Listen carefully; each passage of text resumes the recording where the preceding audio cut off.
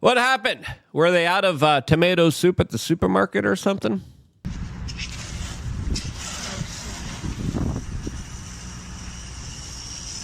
Yeah, that really showed them. As of course, I'm just waiting for the liberals to glue their hands onto moving Teslas. As that is probably what's happening next, as some people are warning that we are on the precipice of something big, something major, as people are literally cheering for property destruction and terror, while the left is now preparing for a nationwide protest against Tesla, the new MAGA hat representative figure of the left that they have been NPC'd into hating. How will all of this kind of translate into the summer of love as things are escalating, especially with right-wingers being swatted? Well, let's talk about that in this larger kind of social, economical context of what's happening in this world, as clearly, when we see clips like this from The Daily Show, it highlights that we are in significant trouble as we have a crowd of people cheering,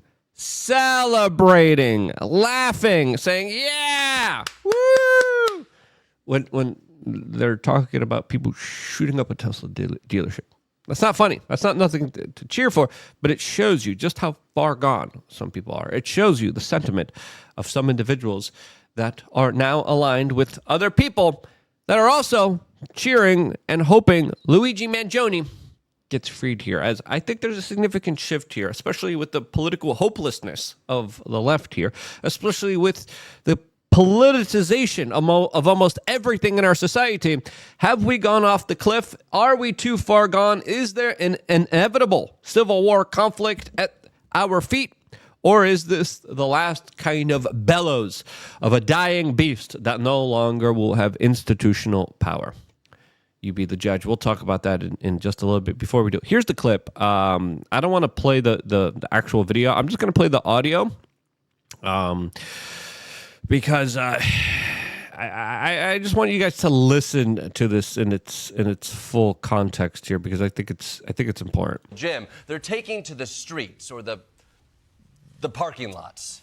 Tonight, the FBI and ATF now investigating multiple cases of possible arson targeting Teslas and Cybertrucks. This dramatic video. Wait, are you freaking kidding me? Yeah. Whoa. Yeah. What? Yeah. What? People are being terrorized. Okay.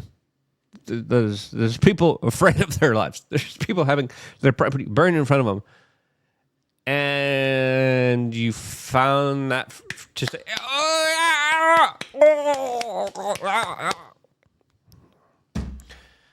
absolutely crazy. This is insane. Video shows multiple cars in flames.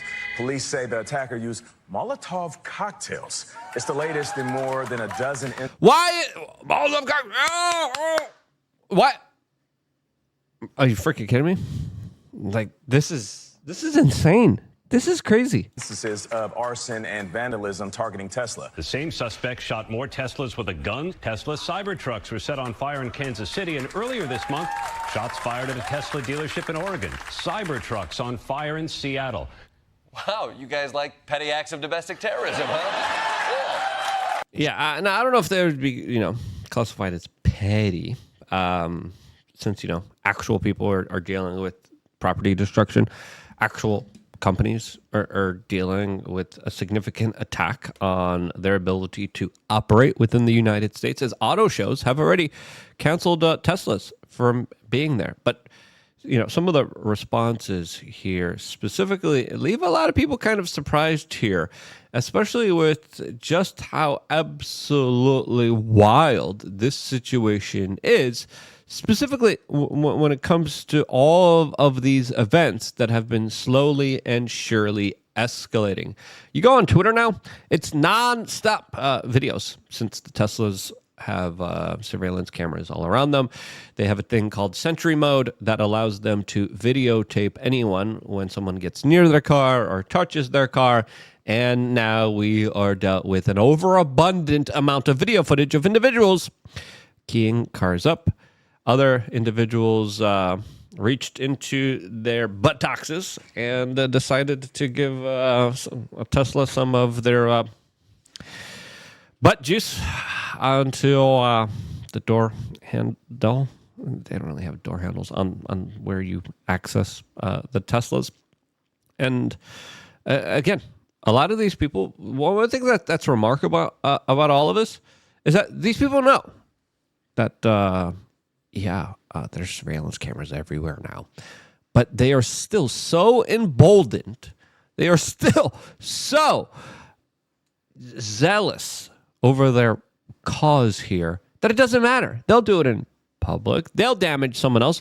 And all walks of life of people have had their car damaged. As not so long ago, we had mainline TV personalities talking about how great Tesla was, how they had Teslas. Stephen Colbert was like, I don't care about the gas prices. I have a Tesla.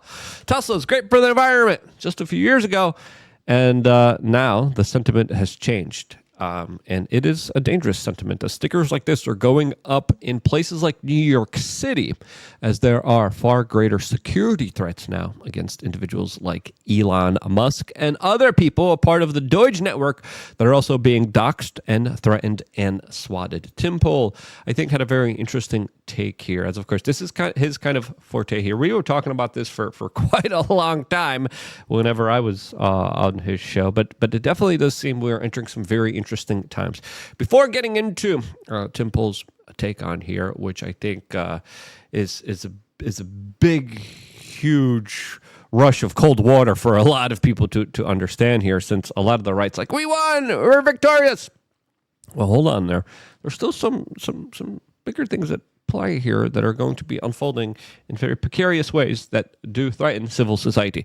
Before getting into all of that, make sure that you are strong, happy, and healthy. That is a modern day act of resistance. We have some great supplements available to you on wearechange.shop. One of the best ones, magnesium glycinate. I really enjoy magnesium glycinate, especially if you are dealing with stresses, if you're dealing with a dysregulated nervous system, if you are trying to rest and recover and maximize your performance, magnesium glycinate might be the right thing for you to take. I take it personally at my last meal of the day, which I'm trying to push away as farther as I can away from my sleeping window. I want to make sure I go to sleep without a huge belly, without any kind of, tons of liquids, tons of food in my body to process. And on my last meal, I take some magnesium glycinate, which has helped me tremendously with my sleep score. I calculate my sleep score in multiple ways now, through some wearables, through beds, through other kind of devices, and my sleep score goes up every time I take some magnesium glycinate before my last meal of the day, with my last meal of the day. And it's something that I think a lot of people need to have, since a lot of people are deficient in magnesium, and our food supply sadly is being robbed of it with monocropping. We have been just planting the same crops, usually soy and corn, to the point where all the minerals are not there when they previously were. They're there in smaller levels, and a lot of people are deficient in magnesium, something that is essential for your body to run optimally. So do your own homework. Check out wearechange.shop, and I would consider getting some magnesium, because we could all do better, especially when it comes to optimizing and bettering ourselves and our sleep for the very tumultuous times ahead of us. As Tim Pool says, is the right really so naive? Are you pretending to ignore what is really going on? The judicial branch is in a power struggle with the executive. Street-level terror is ramping up. Right-wing personalities are being terrorized with swattings. Prominent liberals are advocating and cheering on shootings and arson attacks. Yep. As we had Rick Wilson literally come out and say, yeah, take out Tesla, save the country. As a lot of other politicians have used this as their major rallying call here. Now, this has the same kind of remnants of BLM Summer of Love moments, as we are still in the spring years. Once we get into those summer months, a lot of people get bored. A lot of people want to protest. All the protests usually do happen, specifically during the summer months here. We're entering the summer months here where a lot of people are comfortable. A lot of people want to socialize, and a lot of organizations will be capitalizing off of that, and they will be setting up protests, as now nationwide protests are being planned by some very interesting organizations. Before talking about those interesting organizations, the talking points on the left are kind of weird now. We have individuals like Kyle Kalinske showing this meme saying, boycott Bud Light, boycott Target, boycott the NFL. And then people saying boycott Tesla, and people freak out. Well, they're not just boycotting Teslas. They're attacking Teslas. They're shooting them up and lighting them on fire, as well as attacking dealerships all throughout this country and in other parts of the world too, in a synchronized, organized terror campaign. I would say, protesting's okay. Boycotting's okay. It's a way of expressing yourself. You should be able to, even though, some right-wingers, I think, took it too far, especially when it comes to criticism of one particular country.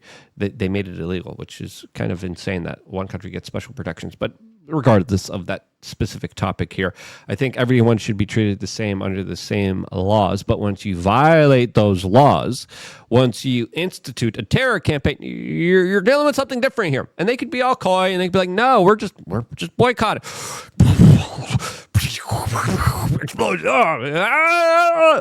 No, we're just peacefully boycotting. The boycott was mostly peaceful. As Kyle has also shown videos like this of Superman walking by a Tesla dealership that's on fire and just changing back into Clark Kent and not doing anything about it. Somehow justifying this larger call for destruction of private property. That, again, fiery but mostly peaceful. This has the same remnants here of BLM, as Robbie Starstick came out and said, over the next few days, you're going to see an organized professional protest effort at Tesla stores put together by a group called Indivisible. George Soros Foundation gave Indivisible nearly $8 million for their activism. They're calling these Tesla takedown events, and they're going to doing them in the midst of a domestic terror spree targeting Tesla and Tesla owners. They have these planned across the entire country. These images are just 6 examples. How can this not be seen as encouraging more violence and terrorism? Because they're technically not doing it. And just because someone does something a part of your political cause doesn't mean that they're, doing it. But you should have the whereabouts. You should have the due diligence. You should have the courage to say, okay, this is not good. We, of course, do not condone this. We will not cheer for it. We will not celebrate. But, of course, that's not what's happening here. And that's where we have the blurring of the lines here. Now, how the right will respond to this will be very important, since there are a lot of top billionaires going after Elon Musk. They are shorting Tesla. And we are seeing very powerful individuals like Bill Gates, other individuals, a part of the Bilderberg Steering Committee, other individuals, a part of LinkedIn, going after and trying to sabotage the financial sustainability of Tesla, trying to hit Elon Musk financially in a way that takes him out here. Now, what are we going to be seeing at these protests? As again, you're going to see a lot of them. And the left always needed some kind of rallying call. Before that, it was made up race relations that they made that much worse. Before that, it was a made up fiction by the corporate media. Now, how will this kind of proceed here? Well, where will this go? Will there be more violence? Yeah. We're seeing the Streisand effect here. We've been seeing this. We've been reporting on this for about a couple of weeks now, saying, hey, these are really interesting events that are unfolding right now that could expand here. And if they do, this signals some trouble for our civil society. And seeing Elon Musk just become the major kind of spokesperson, the major kind of figure that the left is now vehemently after, and they're attacking him, shows that, they don't have much kind of legitimate targets. They're going after people who drive Tesla. You're going after your own people. But they still are. I think Kevin O'Leary really made a good point on CNN recently, talking about specifically how a lot of this is just moronic, and describing how the governor of Minnesota, Tim Walz, has his citizens' pensions plan in Tesla stock, and he's happy about the Tesla stock going down. I think, go back to point 1. When you set a car on fire, you should go to jail. You're a criminal. Any car, I don't think we have to actually. talk about it not in any just other Tesla. context. And all those cars have cameras in them, and those dealerships have cameras. You're beyond being stupid when you do that. You're going to go to jail, and you now have a government that just got their mandate. They can't wait to find idiots that do this. you're going to spend 5 to 20 years in prison. If they get them on terrorism, which I think is a stretch, they will have... I think it's a stretch too, and I agree with Kevin here. But they were trying to set up a chilling effect. Clearly, that chilling effect backfired, and it didn't work, and it only emboldened the left here. no parole, no shortened sentence. They'll rot in hell in prison for 20 years. And frankly, as far as I'm concerned, that's okay. Breaking in, shooting a car, setting on fire, nothing to do with the politics, nothing to do with Tesla. You are a criminal, and you should go what about the broader to question jail. about the protest factor? I mean, you heard What Tim Walz. protest? You're a criminal. I'm talking about Tim Walz and his comments about the Tesla stock. He says it gives him a boost to see that stock going down. That poor guy didn't check his portfolio and his own pension plan for state. It's beyond stupid what he did. He's talking down a 3.5% weighting in his own pension plan. I mean, what's the matter with that guy? He doesn't check the well-being of his own constituents in the state. I mean, that's their to investment your fund. point, Yep, and it seems like the left is just interested in burning things down. And that's what happens when people don't have a political recourse, don't have a political way of expressing themselves. There's no kind of outlet here. Now, it's going to be a very kind of careful balance about respecting people's constitutional rights and being able to, of course, quail and stop these protests that are clearly only going to be wrapping up. We're entering the months where the protests go up here. I expect a lot more turmoil. If the economy doesn't rebound, there's going to be more people that are going to have more reasons to be more pissed off at this current administration. And from all the current projections, the next 6 to 9, 12 months, there's going to be a lot of economic instability. You add that to the fact of people living in echo chambers and people just talking to each other and radicalizing and just trying to dunk on other people politically instead of having actual, legitimate, reasonable discussions. And you have yourself a scenario that I think is perfectly being created for disaster. How much of a disaster will it be? I don't think it'll be, huge, but it will be significant, and it will be something that we're going to continue to talk about, as this type of violence is ridiculous. It needs to be quelled. It needs to be called out. It needs to be punished. And there are still elements of the left that cheerlead it, which is insane. Those people deserve to be ridiculed. Those people deserve to be called out. If you agree, share this video. Get some magnesium glycinate. We are Change.shop. Take care of yourself. I want to be here if it wasn't for you guys watching and subscribing, and that's why I love you guys. Stay tuned for more here on youtube.com/WeAreChange.